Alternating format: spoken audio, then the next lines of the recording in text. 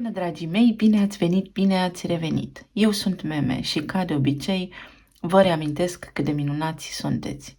După cum bine ați văzut, am reușit să postez absolut toate clipurile pentru întreg zodiacul.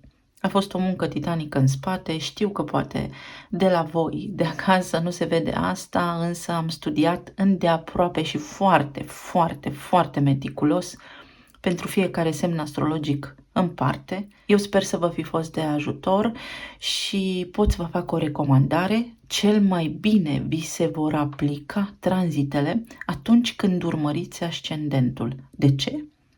Pentru că ascendentul înseamnă prima suflare, momentul intrării în planul fizic, în planul terestru este marcat de ascendent, drept urmare în cercul zodiacal va fi casa întâi. Indiferent de zona în care vom avea soarele, așa se uitau pe vremuri strămoșii către ceruri. Este important fiecare să ia mesajul fix așa cum îl poate prelua, cum îl poate percepe, pentru că ceasul cosmic este aici să se învârtă. Iar noi suntem în bucla timpului său. Sper să vă vindecați și să traversați cu bine toate aceste mișcări planetare care sunt acum în discuție. Să vedem ce ne aduce energia zilei. Sper că sunteți bine, sănătoși, mi-ați lipsit, dar credeți-mă că nu am putut să scot nicio citire din aceasta zilnică. Munca a fost titanică, cel puțin pentru mine. Vreau o carte să iasă. Pe partea de relație, pe partea de plan material și pe partea de plan emoțional sau sănătate.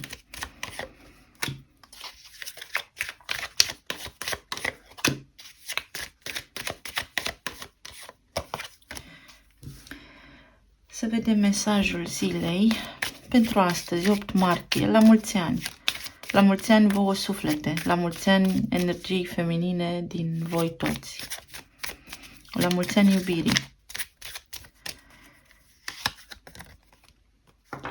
Uitați-l pe Saturn în Pești, care spune că trebuie să ne curățăm corpul, că trebuie să avem disciplină și că vom trece fără îndoială cu pași lenți, dar siguri, prin transformare. 31 înseamnă eterul și energia masculină care pe parcursul acestui tranzit, foarte interesant, va fi cumva pusă în repaus.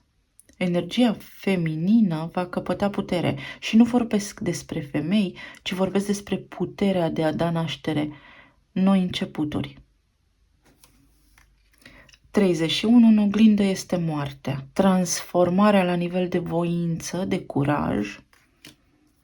Poate oameni din viața voastră au ceva provocări cu sănătatea. Pot fi persoane mai în vârste, figuri paterne, dar nu numai. Au ieșit două. Energia masculină matură și numărul 5 și comunitatea și numărul 39. Casa 3, casa 9, axa cunoașterii, semnele Gemeni și Săgetător, planetele Mercur și Jupiter. Jupiter se află în Berbec, Mercur este în Pești. Veți avea ceva vise premonitorii care au legătură cu cercul vostru de prieteni imediat. Să le notați pe hârtie. Primul lucru, când deschideți ochii dimineața, să nu lăsați să plece gândul de acolo, pentru că mesajele acelea vă vor transmite ceva. Aici am cercul, care înseamnă creația, femininul. Și aici, omul înțelept cunoaște lumea. Peștii sunt energia absolutului, câmpul unificat de energie, mentalul colectiv, de asemenea. Străbunii, veți primi mesaje, veți avea vise premonitorii și aici este o energie masculină care se uită către voi. Vrea să facă un pas, să călătorească. Am globul pământesc aici, o schimbare de situație, o acțiune care este pe punctul de a începe. Jupiter înseamnă călătorie în străinătate, dezvoltare, extindere, expansiune și casa a treia înseamnă călătorii pe distanțe scurte. Ambele pot fi valabile în funcție de situațiile în care vă regăsiți aici.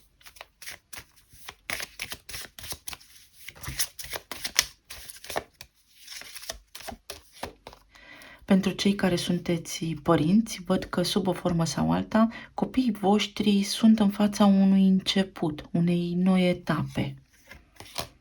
Familia, 21. Controlul. O discuție în familie sau o discuție despre parteneriat, despre cuplu va avea loc zilele acestea. Să fiți cu băgare de seamă. Saturn abia își începe tranzitul prin Pești, dar în Pești îl avem acolo pe Neptun, care ne plimbă cu gândul dacă nu suntem atenți și vigilenți. Și copilul. Dragii mei, este real tot ce v-am spus în etalările pentru zodii. Ne întoarcem la origini. De ce? Pentru că doar inima unui copil curată și necondiționată va putea să depășească ceea ce urmează să experimenteze umanitatea în următorii 20 de ani. Voi documenta minuțios și voi face un clip separat când voi avea inspirația și timpul, dar unii dintre voi veți avea discuții despre unde va trăi copilul vostru sau vreți să vă relocați undeva unde este cel mai important pentru copilul vostru, sau poate unii dintre voi aveți o pierdere la nivel de energie matură din viața voastră, cineva care a fost stâlpul, simt o pierdere aici.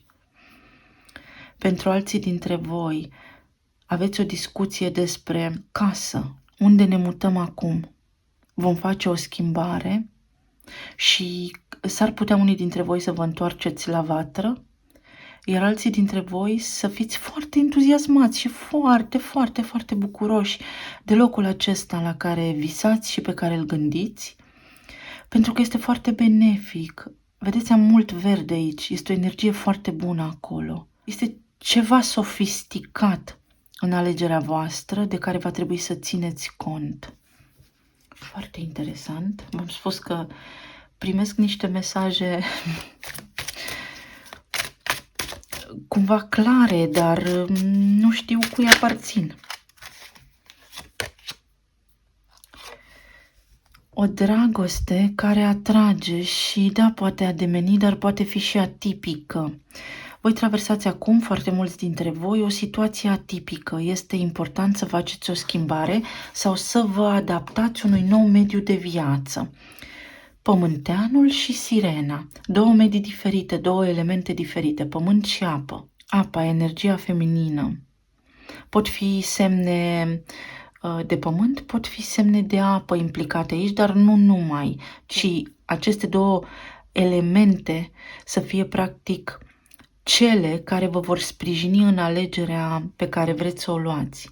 Pe de altă parte, dacă ne uităm la relația voastră de iubire aici, s-ar putea ca foarte mulți dintre voi să aveți parte de o relație atipică. O relație care nu se poate manifesta în totalitate în planul fizic, pentru că există diferențe. Diferențe de statut, diferențe de credință, diferențe de religie sau diferențe de naționalitate. Avem 24 aici, energia feminină din nou și casa. Poate unii dintre voi nu puteți manifesta întâlnirea încă cu omul la care vă gândiți și care plănuiește ceva, dar ceva ce vouă nu vă este încă cunoscut, pentru că există niște lucruri despre care nu aveți cunoștință, care au legătură cu o casă. S-ar putea ca pentru foarte mulți dintre voi, persoana la care vă gândiți să fie căsătorită și să sufere într-adevăr că este într-un alt parteneriat față de cel în care ar putea să fie cu voi. Dar simt o suferință și simt o diferență care nu se poate acum concretiza. Încurcate scăile astea, dar de nu ne vor zgudui planetele, frica de abandon, codependență, cel care nu se poate deslipi. Poate persoana la care vă gândiți voi acum nu se poate deslipi de locul în care se află pentru că este căsătorit sau căsătorită și pentru că are copii. Sau persoana la care vă gândiți voi acum poate nu mai este căsătorită pentru că este fostul sau fosta, dar aveți copii împreună și apropierea dintre voi ar implica niște schimbări majore pe care trebuie să le luați în calcul. Ascensiune. Trecem peste obstacole, ne extindem, fază nouă și ne pregătim pentru o uniune, pentru o întâlnire. V-am spus că există aici ceva ce are legătură cu axa cunoașterii, cu a strânge toate datele, a face toate demersurile pentru această apropiere, pentru a porni la drum. Un drum care va fi de lungă durată, care poate fi extins. Ce semne l-au pe Saturn în casa nouă? Cred că Gemeni. Deci aici este o puternică energie și de Gemeni. Știți voi, vă aștept în comentarii să vedem. Asul de cupe, 4 de spade, 6 de monede, moartea. Vedeți cum iese energia la suprafață? Ne iubim, dar fiecare la casa lui. Nu suntem împreună, nu suntem separați. Nu suntem împreună, suntem separați. Sau între noi în acest moment nu este decât liniște sau suntem într-o perioadă de tranziție și până la urmă lucrurile se vor echilibra.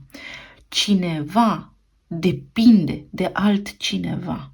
Ori voi de statutul vostru social sau civil, nu știu cum să-i spunem, de căsătoria voastră, ori persoana la care voi vă gândiți acum. S-ar putea ca într-adevăr persoana la care vă gândiți voi acum să traverseze și ceva provocări cu sănătatea sau dacă nu cu oboseala, cu epuizarea.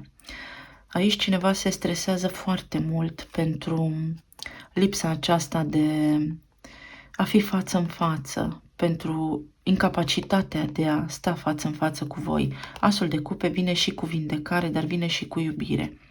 Da, foarte mulți dintre voi trăiți aici o iubire corectă, aș putea spune, dar de asemenea fiți cu băgare de seamă că lucrurile vor mai continua așa o bucățică de timp, pentru că simt că cineva nu se dă neapărat peste cap, nu se aruncă într-o sferă de sacrificiu, ci așteaptă, calculează.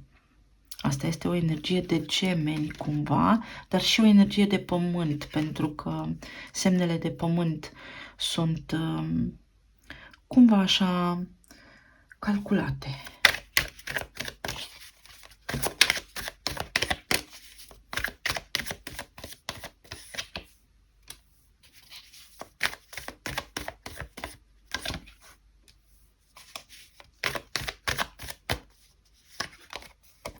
Oh, ce frumos!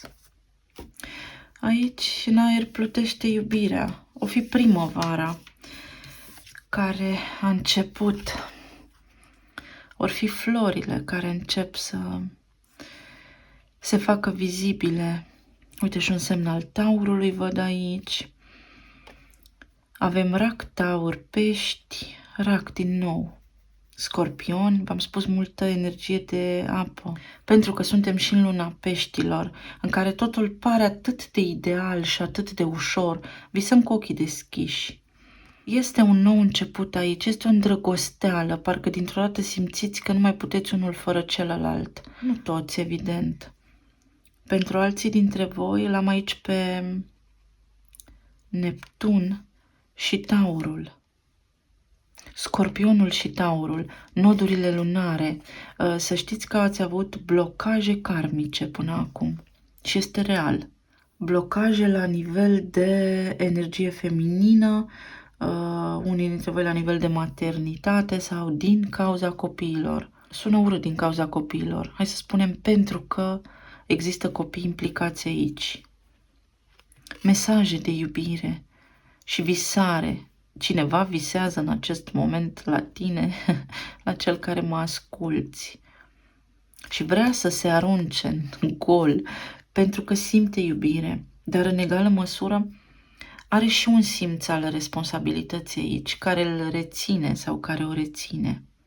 Pentru unii dintre voi reținerea este de ordin financiar, pentru alții dintre voi reținerea este de ordin juridic.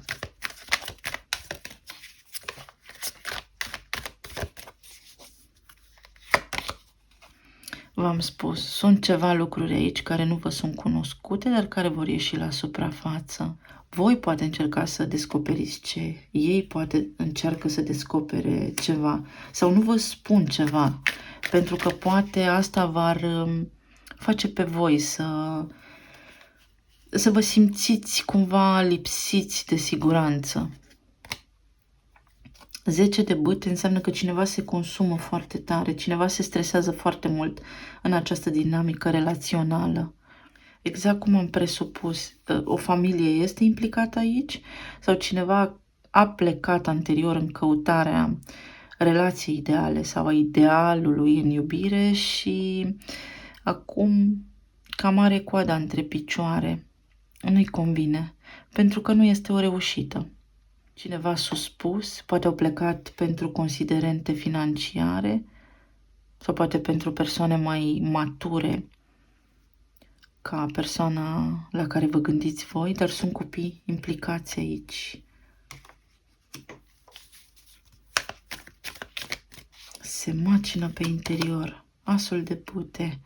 Există focul, există speranța, există puterea și voința. Cineva trebuie să vrea să ia odată decizia.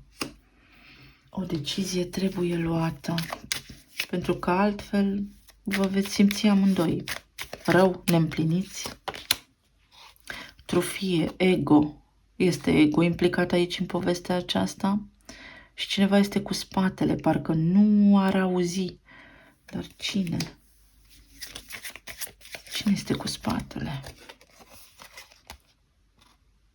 Cineva se face că nu vă aude sau cineva nu vă spune niște lucruri, pentru că asta ar însemna ca voi să vă stresați foarte mult și preferă să ia asupra sa acest eșec, această nereușită sau această limitare, fie în comunicare, fie în deplasare, fie în a se întâlni cu voi și așa mai departe, pentru că se simte captiv, dar se va elibera.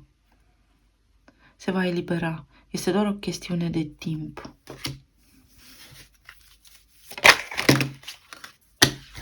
V-am spus, nerăbdare. Este doar o chestiune de timp. Norocul. Se vor întâmpla lucrurile neașteptate. Veți avea foarte mulți dintre voi șansa voastră. La planul material, profesional, job, carieră, bani, afaceri. 6 de bâte, magicianul, 2 de monede, pajul de bâte. Faceți un bilanț pentru că vreți să faceți o investiție. O investiție, dar nu știți exact dacă vă servește locul.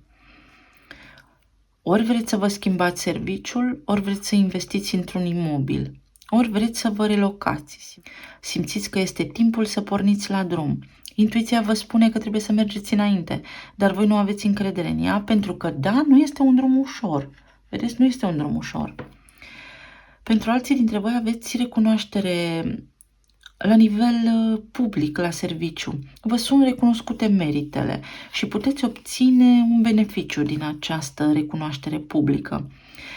Pentru alții dintre voi trebuie să știți ce vă doriți pentru a avea succes, pentru că puteți să-l obțineți. Dar aici este o lipsă de încredere. Mai mult decât atât, este chiar o rezistență la mișcare, o incapacitate de a vă deplasa, de a decide ceva. Mă întreb de ce. Pentru că poate vă gândiți la familie, la copii, vă reține aspectul matur al vieții, voi ați vrea ascensiune profesională, dar sunteți nevoiți să faceți un compromis pe planul acesta profesional pentru moment, chiar dacă nu este ceea ce vă încântă, să spunem, și vă obosește foarte tare. Dar aici este magicianul și 6 de bâte. Succes puteți avea să realizați planurile pe care vi le doriți voi. Trebuie să decideți doar voi. O alegere. O alegere care vă va duce către susținere sau o alegere în care voi veți fi susținătorul. Luna. Sunt într-adevăr niște lucruri pe care nu le știți, dar în egală măsură puteți să vă bazați foarte tare pe intuiție. Aici vorbim despre casă. Luna este guvernatoarea racului și racul guvernează casa. Casa noastră, casa copilăriei. Vă gândiți la bunurile materiale din perspectiva familiei, la bunuri care au legătură cu familia sau la o schimbare profesională care implică familia, mama, sau poate voi sunteți mame. V-am spus 5 de spade, compromis. Sunteți dispuși să mai răbdați puțin. Judecata. Veți găsi o soluție.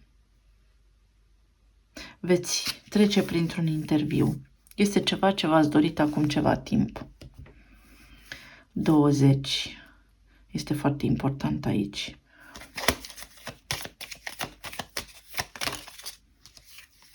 Mesaje. Dacă ați aplicat la un serviciu nou, primiți răspunsuri. Dacă așteptați vești, pensionare, acte, chestii de genul acesta, le primiți. Și va trebui să luați o decizie. Poate unii dintre voi veți primi ceva, dar nu veți fi mulțumiți, satisfăcuți și atunci va trebui să vă folosiți de puterea pe care o aveți și de puterea în cuvânt să vă faceți voi dreptate acolo, să clarificați lucrurile, pentru că există aici o lipsă la nivel de informație. Nu sunteți în totalitate foarte bine informați într-o direcție anume. Sănătate, plan emoțional și stare de bine. Diavolul, împăratul, spânzuratul și 9 de spade. Neliniște și nerăbdare. Stres. Stres pentru că sunteți legați de mâini și de picioare și nu puteți avansa într-o direcție pe care o doriți. Pentru unii dintre voi are clar legătură cu medicina, cu un medic într-o funcție foarte înaltă, profesor, doctor, universitar, etc. și cu banii, posibil. Vreți să vă faceți o programare la cineva, dar costă foarte mult sau durează foarte mult, pentru că banii înseamnă și timp. Iar pentru alții dintre voi, aici este un ego care macină foarte mult. Fie este vorba despre căsnicie, fie este vorba despre o pasiune care mistuie și care vă controlează vouă cu mentalul, este tot ce aveți în gând și în minte, fie cineva a abuzat de puterea pe care a avut-o în spațiu și în timp, în ceea ce vă privește, voi apăreți ca împăratul, energia canină loială și persoana la care vă gândiți voi ca diavolul, pisica. Iar aici, pisica este lângă energia masculină, cineva blonduț, posibil. Deci energia masculină sau cel care are energia masculină mai activă dintre voi doi, ori este reținut de o căsătorie disfuncțională, toxică și așa mai departe și nu se poate elibera pentru moment, ori a călcat strâmb sau a abuzat de puterea sa sau a avut un interes financiar, vedeți? Iar acest lucru va lăsa pe voi în impas. Privind cerul, n-ați înțeles nimic.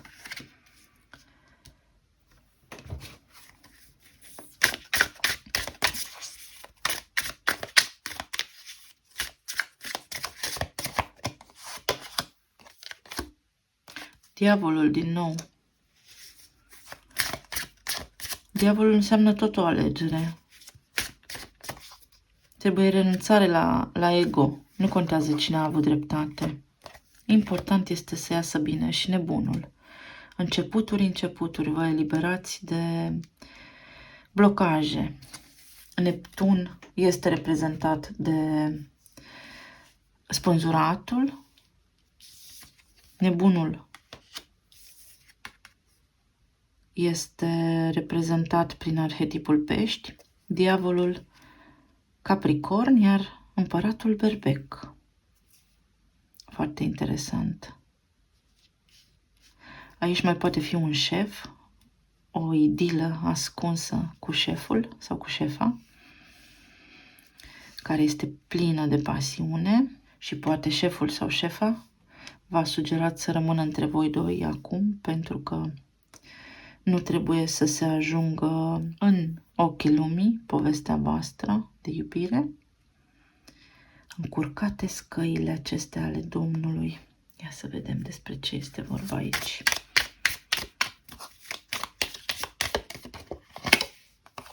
Relație karmică. Cineva trebuie să se elibereze și se va elibera și veți sta de vorbă.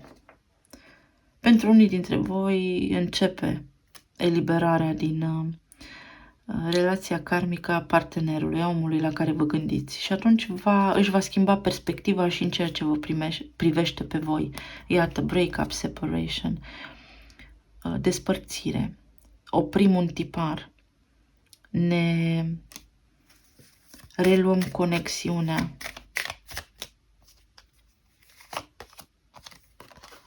Abundență. Și aici aveți tot abundență. Păstrați-vă mintea pozitivă pentru a manifesta această uniune. La nivel de sănătate aici avem o poveste destul de întortocheată în ceea ce privește capul. Capul atât la nivel fizic, dar și la nivel mental. Cineva să aibă probleme la nivel de cap, creier, dinți, piele. Poate este necesară o operație aici. Oricum, este o legătură foarte puternică cu cineva. Cineva vă va ajuta. Mai văd aici ceva ce are legătură cu limfa. Poate aveți nevoie de masaje, de drenaj limfatic. Mă rog, sunt multe de spus. Timpul ne permite doar atât. Cum depășim obstacolele și cum facem să ne simțim mai bine, cum ne ridicăm vibrația ca să putem materializa din iubire, care este sfatul, vitalitatea. Să mâncăm sănătos, să avem grijă de noi și de corpul nostru, să ne hrănim cu iubire. Atenție la gastroenterocolite, toxinfecții alimentare, ce mâncați, atenție la colon și la tot ce ține de acesta, tiroidă, hormonii. Hormonii stresului sunt foarte prezenți. Iată, am taurul, care guvernează glanda tiroidă, deci sistemul endocrin. Și aici am hormonii stresului. Aveți nevoie de somn, de odihnă. În somn ne reglăm hormonii stresului și îi curățăm, îi trimitem la loc. Talismanele.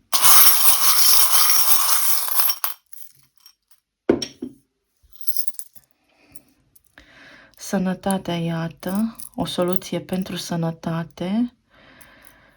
Am un semn leu. Dacă îl corelez cu sănătatea, poate fi ceva